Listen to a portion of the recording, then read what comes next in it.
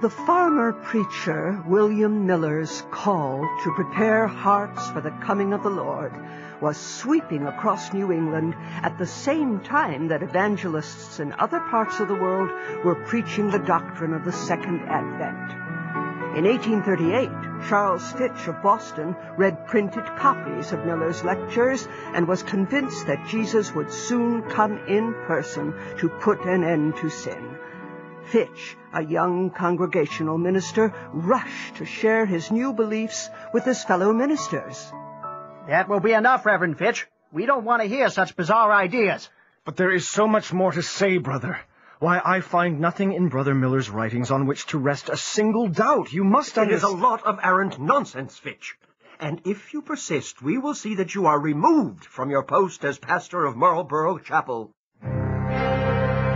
Stunned, Fitch stopped preaching the Second Advent.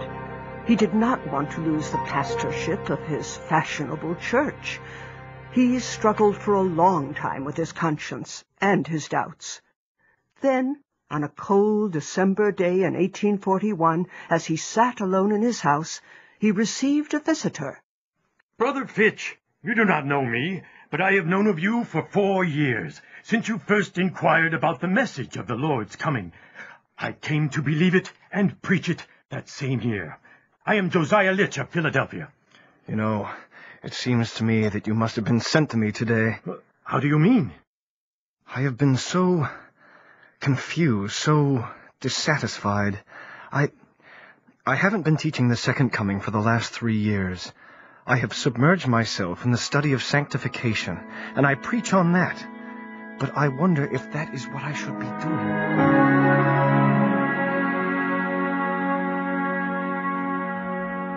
And I'm just not sure anymore that I'm preaching effectively. Brother, you need the truth of the coming of Jesus to put with the message you have been preaching. Return to a study of Daniel. Remember what Father Miller says about the 2300 days of Daniel 8. So Charles Fitch turned again to his Bible and studied the prophecies of the Second Advent. Again he was convinced, and this time there was no turning back. Giving up his congregation, he began traveling through New England, laboring with Elder Joshua V. Hines and others. Charles, you're home at last. And I'm glad of it, my dear. How are the children? Rambunctious as colts in a pasture, all half-dozen of them. It must be this lovely spring weather. Charles Fitch's ministry took him far from home much of the time. He traveled by steamboat, stagecoach, horseback, and even Shank's mare. That is, on foot. He lectured on the visions of Daniel and John to anyone who would listen, but it seemed that words alone were not enough to make the meaning clear. Something else was needed. Brother Hale, I wonder if you would help me on a project I have in mind. Well, gladly, if it lies in my power, Brother Fitch. What project is that? I've been thinking that there should be some way to emphasize our sermons, some graphic way to illustrate what the Advent is all about, so that there is no question in anyone's mind what we are saying. How do you propose to do that? Well, the words of the prophet Habakkuk come to mind. Write the vision and make it plain upon tables. I propose to do that. In what way? What if we were to develop a chart that would help people to visualize the prophecies of Daniel? Wouldn't that make it easier to preach the message? A capital idea, Brother Fitch. Let's get started right away. The 1843 chart, as it was called, was enthusiastically received at the General Conference in Boston in May of 1842. Copies of the chart were used at the June camp meeting in East Kingston, New Hampshire. Here, the poet John Greenleaf Whittier dropped in to visit the meeting for an hour or two. Years afterward, he recalled the eloquence of the preachers and the upturned, earnest faces of the congregation. Camp meetings continued to be held in the United States and Canada throughout the summer and fall of 1842. In October, Elder Fitch was in Salem, Massachusetts. Elder Himes, the tent is full and still hundreds of people wait here to get inside. How can we speak to them all? It is indeed a problem, Elder Fitch. I know. Some of us can set up charts under the trees where small groups can see them. An excellent solution. While Elder Fitch labored for the Lord, Satan struck at his family. Charles, how can I bear it? 4 of our pretty ones all at once. Such sweet, innocent children to be laid in the grave. I know, my dear. I could not bear it were it not for the sure knowledge that Jesus is coming soon. How I long for his coming.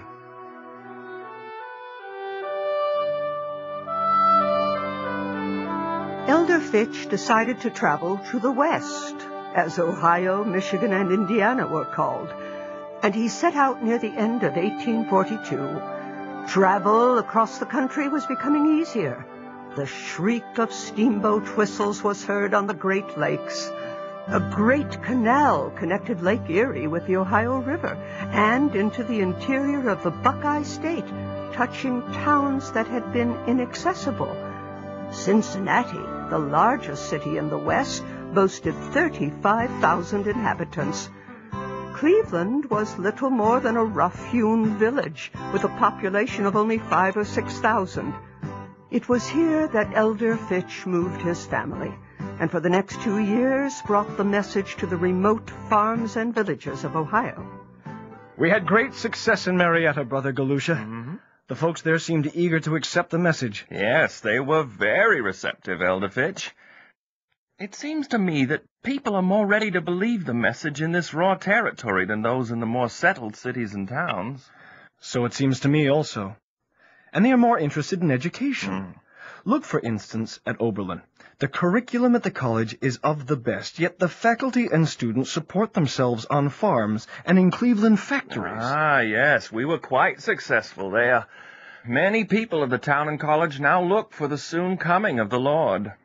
It is not surprising, really. They hate slavery there and routinely assist runaways. And blacks, Indians, and even women are admitted to the college. Their hearts are indeed ready to respond to the call to give all to God.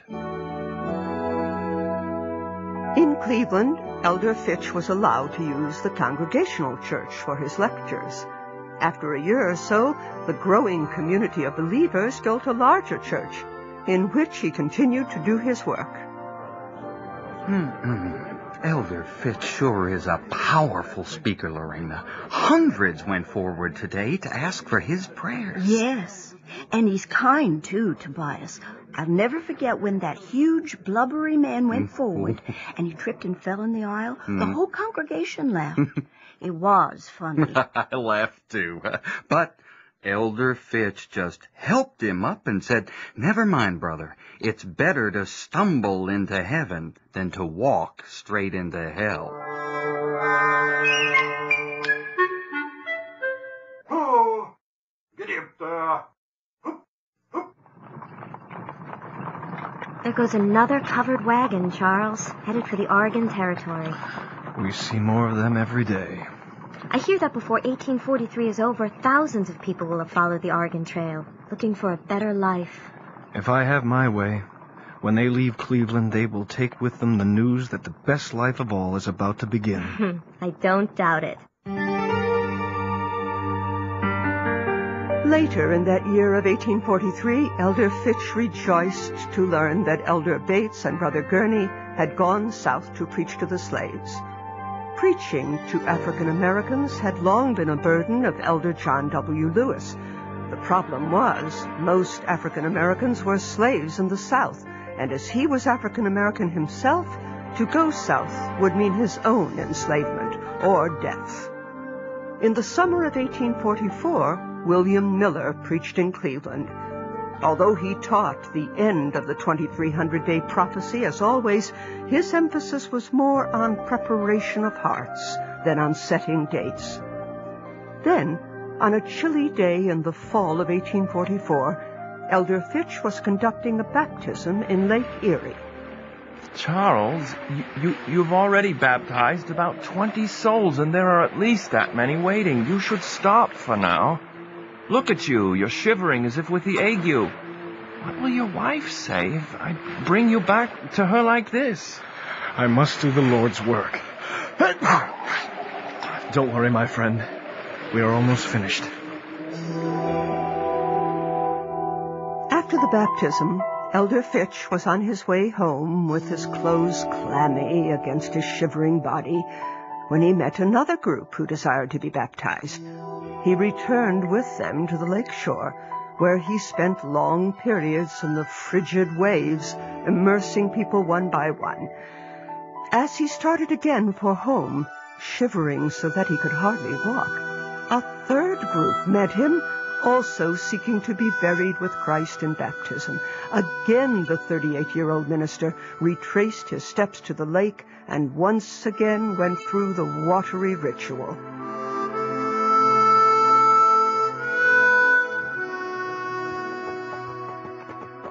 Charles, I agree with your wife. You should have stayed home today. You caught an awful chill with all that baptizing in the lake yesterday.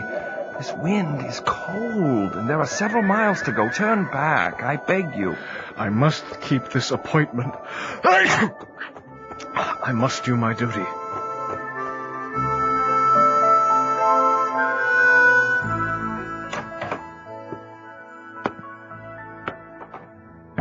Doctor, my husband? It is more than a cold, Mrs. Fitch. I fear your husband has pneumonia. He's very weak, and his lungs are full of fluid. I'm afraid he's in God's hands now. He always has been.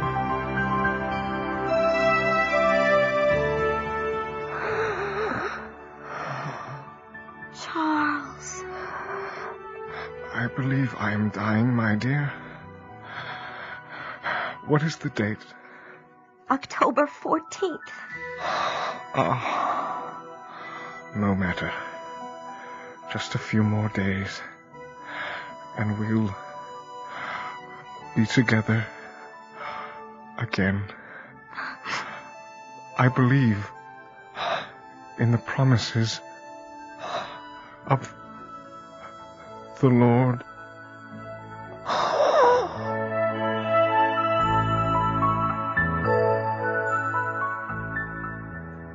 Mama, why are you so happy when Papa's dead? I'm not happy. I want my Papa back. We will have him back, my dears. In just a few days, when Jesus comes, he will wake Papa up, and your sleeping brothers and sisters too. And we will all be a family together again. Won't that be the most wonderful thing that has ever happened? Oh, yes, Mama. I can hardly wait.